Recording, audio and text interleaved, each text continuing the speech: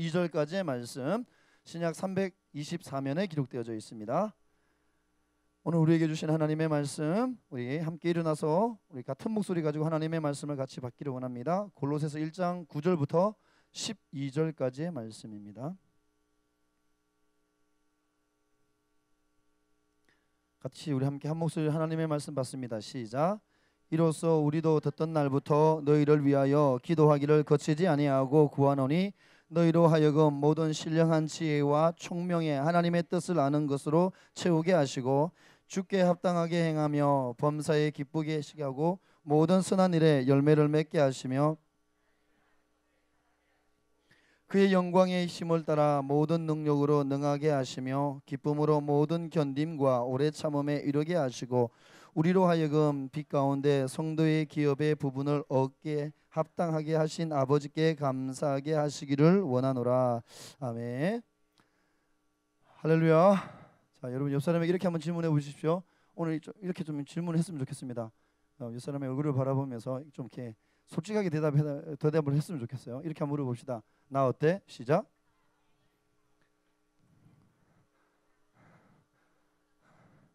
여러분 이 질문을 받았을 때 긍정적인 대답을 들었다. 옆 사람에 인사 한번 해주세요. 이렇게 한번 더 인사합니다. 네가 예수님을 만났구나. 시작. 제가 종종 이런 얘기를 합니다. 이렇게 어느 날 이렇게 막 이렇게 살다 보면 지내다 보면 청년들이 저를 만날 때마다 한 번씩 이렇게 굉장히 좋은 이벤트성인 멘트를 저한테 날릴 때가 있어요. 그럼 제가 꼭 하는 얘기가 있어요. 야, 네가 이제 예수님을 만났구나.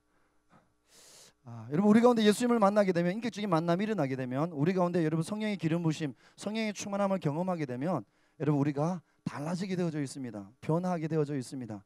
평소에는 굉장히 여러분 부족한 것, 연약한 부분, 단점이 눈에 띄었었는데 예수님을 만나고 나서 내 안에 여러분 성령의 충만함을 받고 나게 되면 바라보는 시선과 여러분 초점이 달라지게 되어져 있습니다. 좋지 않은 부분, 어두운 부분보다 여러분 긍정적인 부분, 좋은 부분, 강점을 먼저 여러분 보게 되어져 있다라는 겁니다. 그래서 여러분 예수님을 만나고 나면 우리의 삶에 이런 변화, 다른 사람을 바라보고 다른 사람을 생각하는 것, 그리고 여러분 많은 삶의 변화가 여러분 일어나게 되어져 있습니다.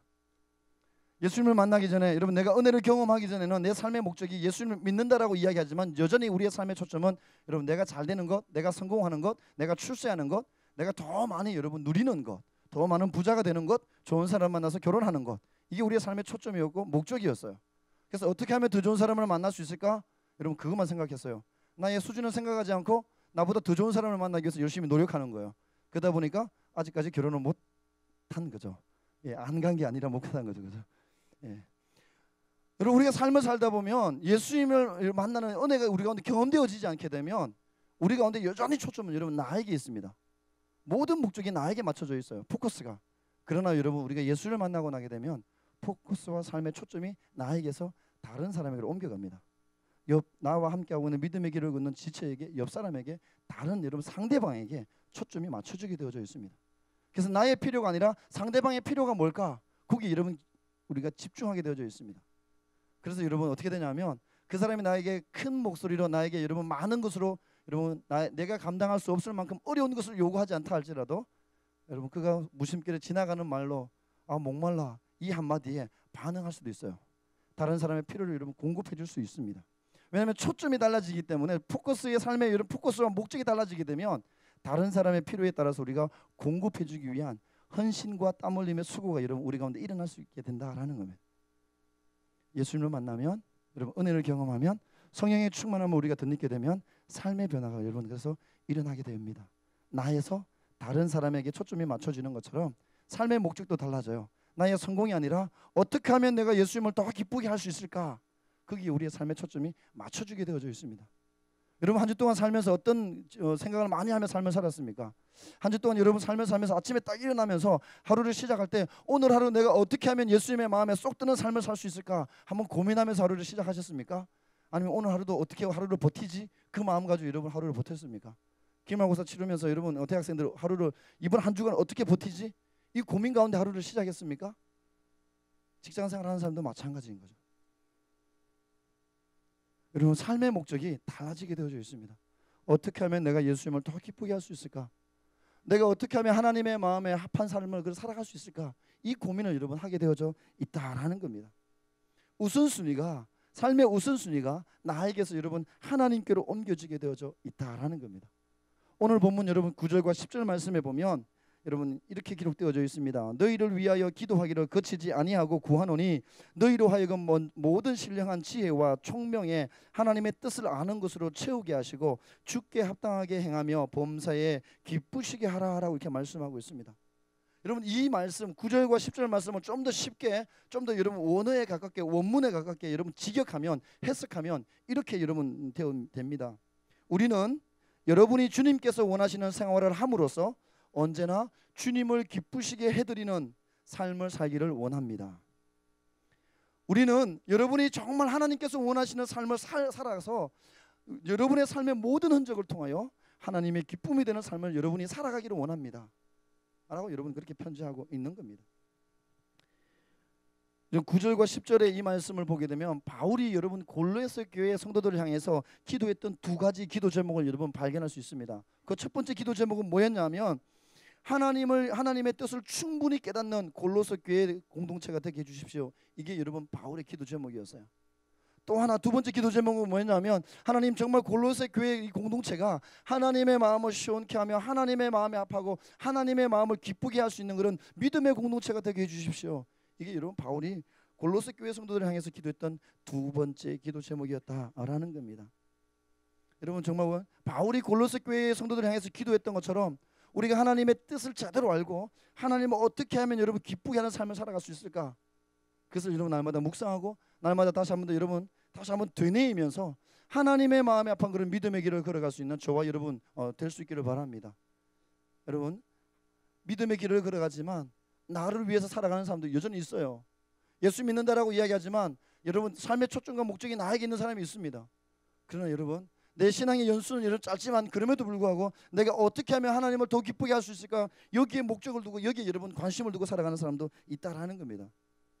오늘 본문에 보게 되면 바울이 골로새 교회의 성도들에게 보냈던 편지의 내용인 여러분 1장 우리가 읽었던 9절부터 12절까지의 말씀에 보면 어떻게 하면 여러분 우리가 이 시대 믿음의 길을 걷는 저와 여러분이 하나님을 기쁘시게 할 수 있을까? 두 가지를 여러분 우리 가운데 말씀하고 있습니다. 그 첫 번째는 뭐냐면 한번 따라합시다. 날마다 성장해가야 합니다. 여러분 본문 10절 말씀 같이 한번 읽습니다. 10절 말씀 시작. 주께 합당하게 행하여 범사에 기쁘시게 하고 모든 선한 일에 열매를 맺게 하시며 하나님을 아는 것에 자라가게 하시고. 여러분 하나님을 기쁘시게 하는 사람들, 하나님의 사람들의 삶의 특징은 뭐냐 하면 신앙이 여러분 믿음이 날마다 성장해 간다라는 겁니다. 믿음이 날마다 여러분 더하여져 간다라는 겁니다. 자라간다라는 겁니다. 하나님을 아는 지식이 여러분 요거밖에 없었어요. 요만큼밖에 없었어요. 그래서 시간이 지나면 여러분 하나님 아는 지식이 더 커져 갔다라는 겁니다. 하나님을 향한 헌신이 여러분 정말 조금밖에 없었어요. 근데 여러분 시간이 지나면서 하나님을 향한 헌신이 여러분 더욱더 커져 갔다라는 겁니다. 겨자씨 같은 그런 믿음이었었는데 시간이 지날수록 그 겨자씨 같은 믿음이 여러분 거목과 같은 나무가 되어서 흔들리지 않는 믿음이 되었다라는 겁니다. 여러분 믿음은 여러분 자라가야 한다라는 겁니다. 그대로 여러분 머물러 있게 되면 여러분 그것은 문제가 있는 겁니다. 우리가 여러분 예수님을 믿으면 이렇게 고백합니다. 난 예수님을 믿고 거듭났다라고 이렇게 이야기해요. 여러분 거듭났다라는 이것은 뭐냐면 내가 새로운 생명으로 태어났다라는 뜻을 가지고 있습니다. 쉽게 말하면 내가 여러분 죽었던 생명이에요. 내가 생명이 없었던 존재였는데 예수를 믿음으로 말미암아 내 안에 생명이 돌아왔다라는 거예요. 생명이 없었던 존재였었는데 예수를 믿고 내 안에 또 다른 새로운 생명이 내 안에 꿈틀거리기 시작했다라는 겁니다. 여러분 생명이 있는 것의 특징은 뭐냐면 자라가게 되어져 있습니다. 여러분 들에 있는 여러분 잡초 한번 보세요. 잡초도 생명이 있는데 어떻게 되냐면 자라갑니다. 물 주지 않았는데도 불구하고 그만 자랐으면 좋겠는데 여러분 여전히 잡초는 여러분 생명이 있기 때문에 자라가게 되어져 있습니다. 생명 있는 모든 것은 여러분 자라가는 것이 자연의 이치다라는 겁니다. 여러분 그래서 오늘 이 바울이 여러분 이 골로새 교회를 향해서 이야기하는 게 바로 이겁니다. 너희가 예수 그리스도를 믿음으로 말미암아 죽음에서 생명을 소유한 하나님의 사람이 되었느냐? 거듭났느냐? 그러면 너희 안에 있는 믿음이 날마다 자라가야 된다라는 겁니다. 좀 더 성숙해져 가야 된다라는 겁니다. 여러분 이것을 바울만 이야기한 게 아니었어요. 사도 베드로도 베드로전서 여러분 2장 2절 말씀에 보면 하나님의 자녀로 성장하기 위해서 이렇게 이야기합니다. 갓난 아기들 같이 순전하고 신령한 젖을 사모하라. 이는 그로 말미암아 너희로 구원에 이르도록 자라가게 한다라고 이렇게 말씀하고 있습니다. 여러분 아이가 응애하고 태어나게 되면 아이가 자라가는 거 보세요. 여러분 스테이크를 먹지 않아요. 엄마 젖을 먹고 어느 날 보면 아이가 여러분 더 커져갑니다. 키도 자라가고 여러분 몸무게도 늘어가고 그리고 뒤집고 긋고 뛰고 다 하는 겁니다. 아이가 먹는 거 우리가 볼 때 별로 영양가 없어 보여요. 그냥 단순히 엄마 젖만 먹고 자라가는 거예요. 엄마 젖만 먹었는데 시간이 지나면 아이가 여러분 우리가 생각할 때 갓 태어났던 그 아이 그 상태로 머물러 있는 것이 아니라 여러분 자라가게 되어져 있다라는 겁니다. 그래서 사도 베드로도 동일하게 우리 가운데 이야기하는 거예요. 너희가 믿음을 가진 하나님의 사람이 되었느냐? 너의 믿음이 자라가길 원하느냐? 그러면 신령한 젖 하나님의 말씀의 은혜를 사모해라. 말씀을 사모해라. 그래서 말씀을 가까이 해서 말씀을 먹어서 너희가 자라가라 라고 이렇게 말씀하고 있는 겁니다.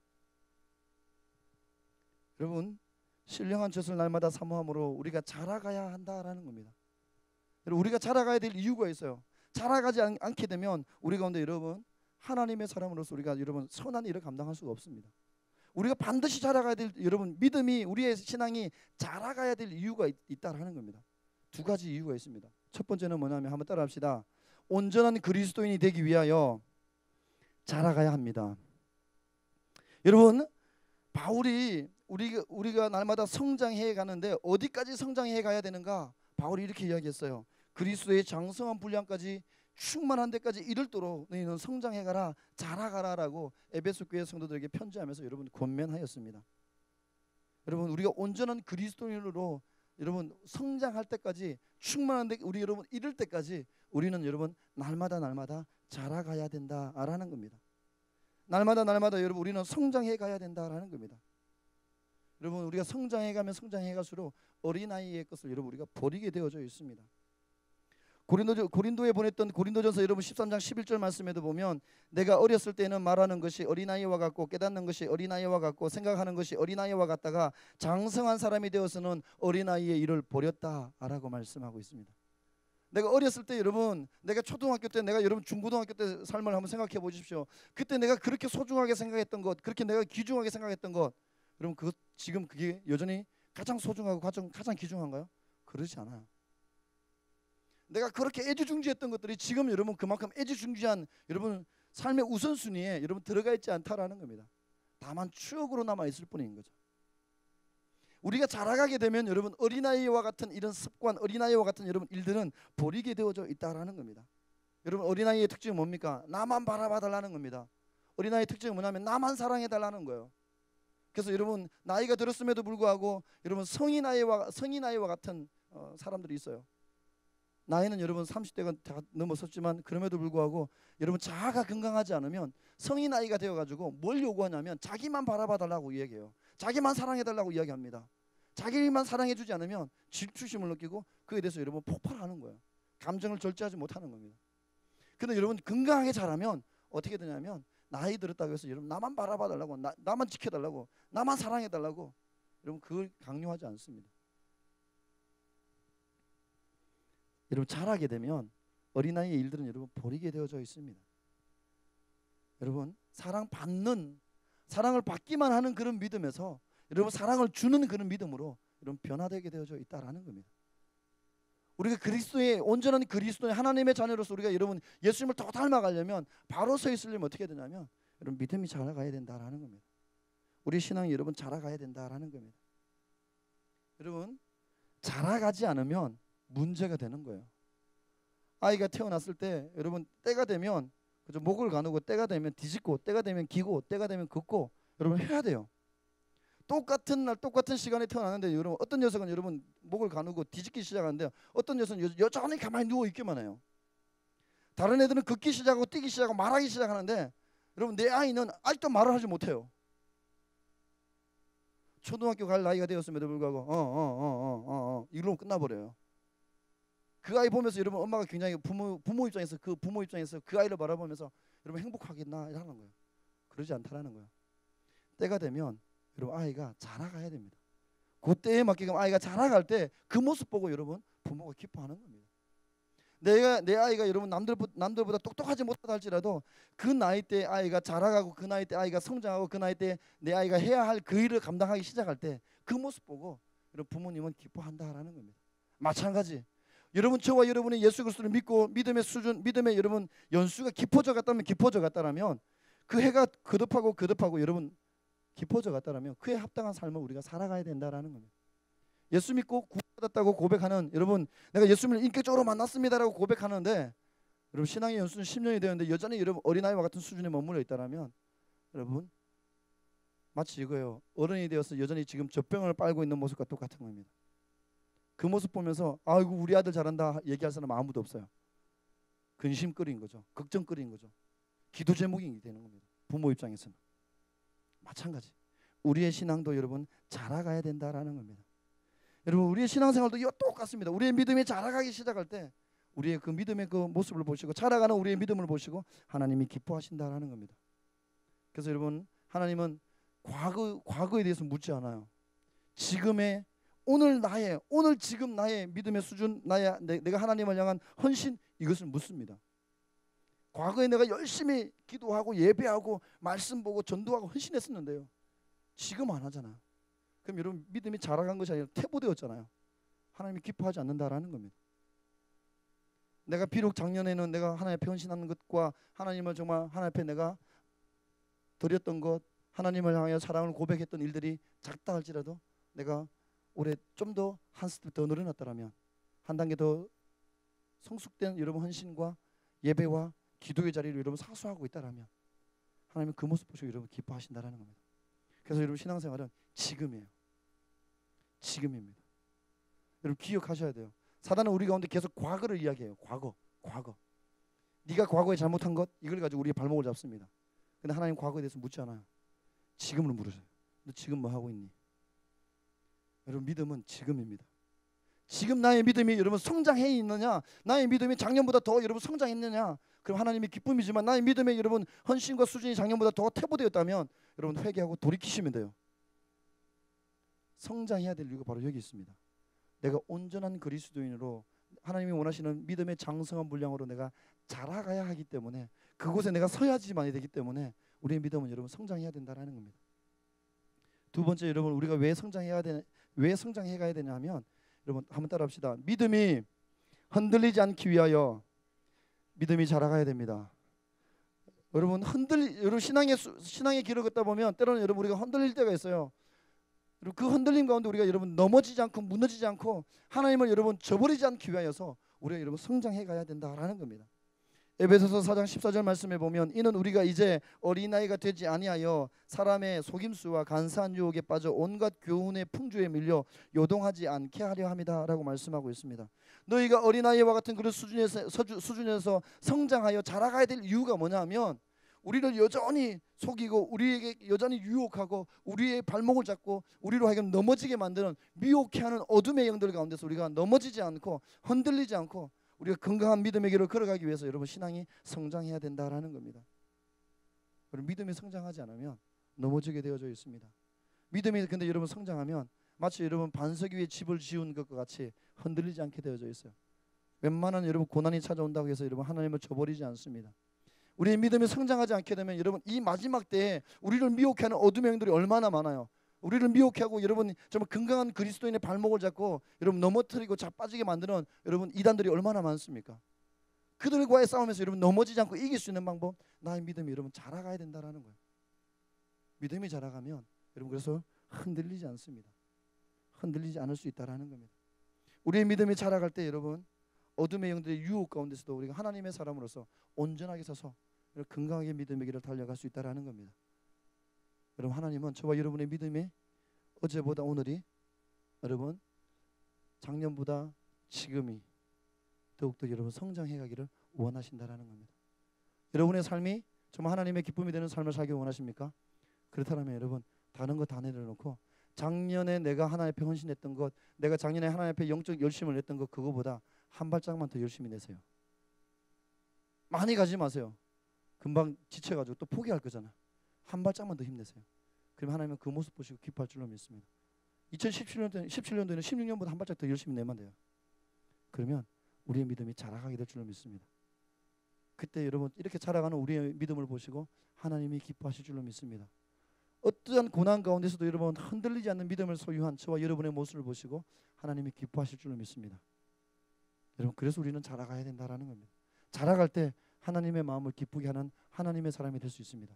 성장할 때 여러분 우리가 하나님의 마음을 시원케 하는 여러분 하나님의 사람들이 될 수 있습니다. 오늘 본문에 보면 또 하나를 더 이야기합니다. 어떻게 하면 우리가 하나님의 마음을 기쁘게 할 수 있을까? 오늘 본문에 이렇게 기록합니다. 따라합시다. 열매를 맺을 때 하나님의 마음을 기쁘게 할 수 있습니다.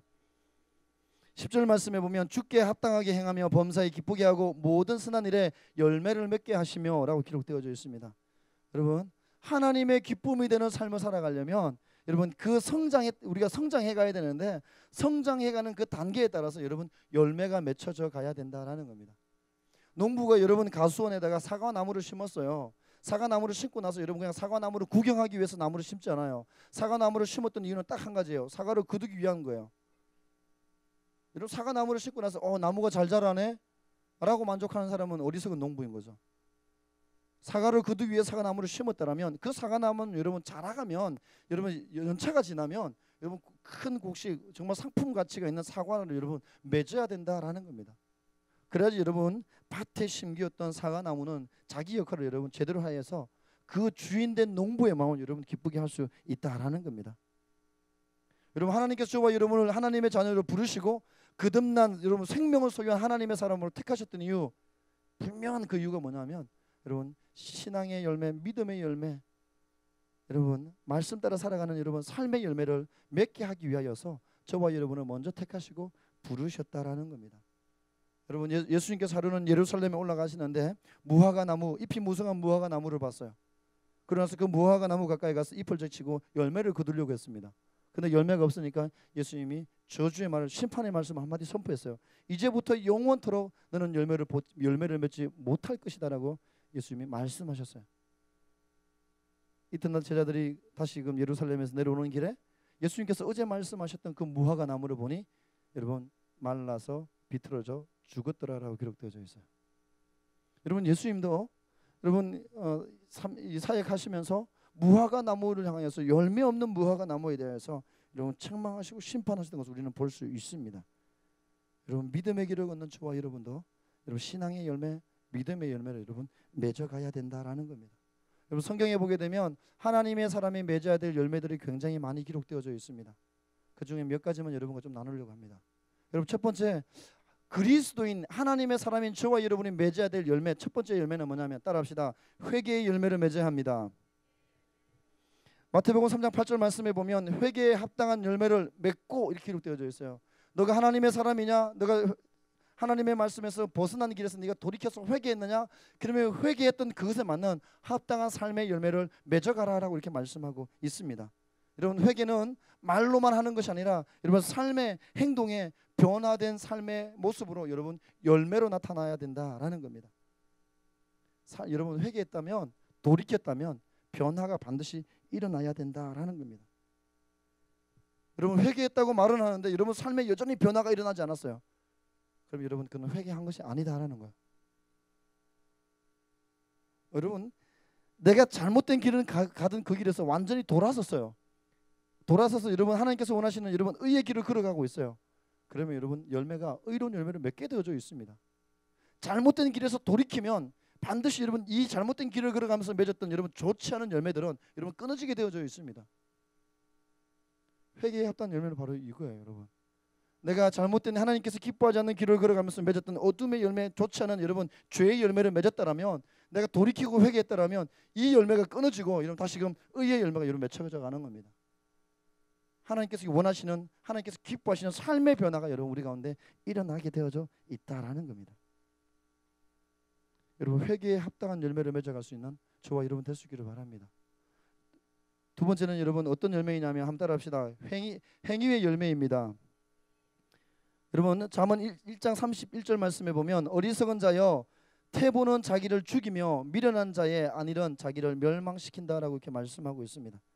사도 바울도 여러분 로마서 13장 13절 말씀에 낮에와 같이 너희는 단정히 행하며 방탕하거나 술 취하지 말며 음란하거나 호색하지 말며 다투거나 시기하지 말라라고 여러분 이렇게 편지하고 있습니다.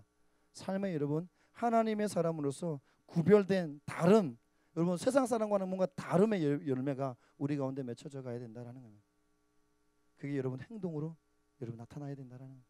내 안에 진짜 생명을 소유했다면, 내 안에 진짜 예수 그리스도의 사랑을 가졌다면 우리의 삶에 여러분 그 열매가 여러분 열매로 여러분 드러나야 된다라는 겁니다.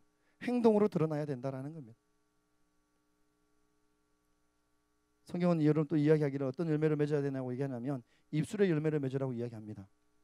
하나님의 사람은 여러분 입술의 열매를 잘 맺어야 된다라는 겁니다. 왜냐하면 성경은 곳곳에서 하나님은 말씀합니다. 네가 선포한 대로 네 말이 내 귀에 들린 대로 하나님은 행하시겠다 말씀하셨거든. 내가 어떤 말을 여러분 어떤 열매를 어떤 입술의 열매를 여러분 맺느냐에 따라서 내 삶의 여러분 결과가 달라질 수 있다라는 겁니다. 잠언 12장 14절 말씀에 사람은 입의 열매로 말미암아 여러분 복록에 족하며 그 손이 행하는 대로 자기는 받게 된다라고 이렇게 말씀하고 있습니다. 10장 11절 말씀에도 의인의 입은 생명의 샘이라 악인의 입은 독을 머금고 있다라고 이렇게 말씀하고 있습니다. 의로운 사람, 믿음의 사람, 하나님의 사람은 여러분 입을 열 때마다 여러분 생명이 나오게 되어져 있다라는 겁니다. 생명의 말, 살리는 말, 은혜의 말, 축복의 말, 여러분 다른 사람을 여러분 세워주는 말들, 이게 여러분 우리 그리스도인의 삶의 자리에서 입술을 통해서 선포되어지는 여러분 전혀 다른 입술의 열매, 믿음의 열매이다라는 겁니다. 세상 사람은 여전히 여러분 똑같은 이야기를 합니다. 상황과 환경을 보고 나서 여러분 감정적으로 이야기해요. 그러나 하나님의 사람은 그렇지 않다라는 겁니다. 환경 넘어서 여러분 믿음의 눈을 열어서 그것을 보고 믿음의 말을 선포하는 것이 여러분 그리스도인 하나님의 사람이다라는 겁니다. 그런 사람이 여러분 입술의 열매가 달라지게 되어져 있습니다. 여러분 이 외에도 성경에 보게 되면 수많은 열매들을 이야기합니다. 대표적으로 우리가 잘 알고 있는 것처럼 갈라디아서 5장 22절 23절 말씀에 보면 하나님의 사람이 맺어야 될 9가지 성령의 열매를 이야기합니다. 사랑과 희락과 화평과 오래 참음과 자비와 양성과 충성과 온유와 절제니 이 같은 것을 금지할 법이 없느니라. 너희가 하나님의 사람이냐 믿음의 길을 걷느냐 성령의 9가지 열매를 날마다 맺어가라 라고 우리 가운데 여러분 말씀하고 있다라는 겁니다. 그 외에도 여러분 하나님의 사람이 맺어야 될 열매, 생각의 열매를 맺어 가십시오. 긍정적인 생각의 열매를 맺어가라. 의의 열매를 맺어가라. 빛의 열매를 맺어가라. 여러분 평강의 열매를 맺어가라. 하늘의 지혜의 열매를 맺어라. 전도의 열매를 맺어라. 섬김과 나눔과 헌신과 사랑의 나눔의 손의 열매를 맺어가라. 성경 우리 가운데 여러분 이야기하고 있다라는 겁니다. 하나님의 사람은 여러분 반드시 열매를 맺어야 됩니다. 여러분 어떤 열매를 맺고 계십니까? 여러분 입술에 어떤 열매를 맺고 계십니까? 여러분 삶의 행동에는 어떤 열매를 맺고 있습니까? 여러분 하나님의 마음을 기쁘시게 하는 하나님의 사람이 되기 원하십니까? 여러분 삶의 자리 가운데 여러분 믿음의 열매를 맺어감으로 말미암아 그 열매를 통하여 여러분 과수원의 사과나무가 좋은 사과를 여러분 맺음으로 농부의 마음을 기쁘게 하는 것처럼 여러분 저와 여러분 삶의 자리 가운데 좋은 믿음의 열매를 맺음으로 하나님의 마음을 기쁘게 할 수 있는 하나님의 사람들 될 수 있기를 바랍니다. 다시금 여러분 복음 앞에 서서 복음 붙들고 여러분 말씀 붙들고 믿음의 길을 걸어가며 믿음의 선한 열매를 맺어갈 수 있는 하나님의 사람들 될 수 있기를 바랍니다. 열매를 통하여 주인의 마음을 여러분 기쁘게 할 수 있습니다. 이 한 주간 여러분의 삶의 자리 가운데도 다시금 여러분 믿음의 열매를 맺음으로 말미암아 하나님의 마음을 기쁘게 할 수 있는 저와 여러분 될 수 있기를 바랍니다. 사랑하는 믿음의 백성 여러분, 정말 여러분의 삶이 하나님을 기쁘시게 하는 그런 삶을 살기로 여러분 결단하십니까? 그렇다면 여러분 다시금 회복하십시오. 하나님 나의 믿음이 더욱더 성장해갈 수 있도록 도와주십시오. 여러분 기도하십시오. 그뿐만 아니라 하나님 내가 오늘도 믿음의 길을 걸어가며 하나님의 사람으로서 맺어야 될 믿음의 열매, 은혜의 열매, 성령의 열매를 맺어가는 그런 삶을 살기를 원합니다. 도와주십시오. 하나님의 도우심을 구하며 달려갈 수 있는 저와 여러분 될 수 있기를 바랍니다. 믿음이 성장해가고 우리의 삶에 성령의 열매, 믿음의 열매, 하나님의 은혜의 열매를 맺어가기 시작할 때 하나님께서 우리의 모습을 보시고 기뻐하시고 하나님께서 우리의 모습을 보시고 흡족해 하실 줄로 믿습니다. 이 한 주간 저와 여러분의 삶이 사람을 기쁘게 하는 삶이 아니라 하나님을 기쁘시게 하는 그런 삶을 살아갈 수 있는 우리 고척의 모든 청년들 될 수 있기를 바랍니다. 우리 함께 이 시간 한번 기도하며 나가기 원합니다. 우리 말씀 보자 한번 기도할까요?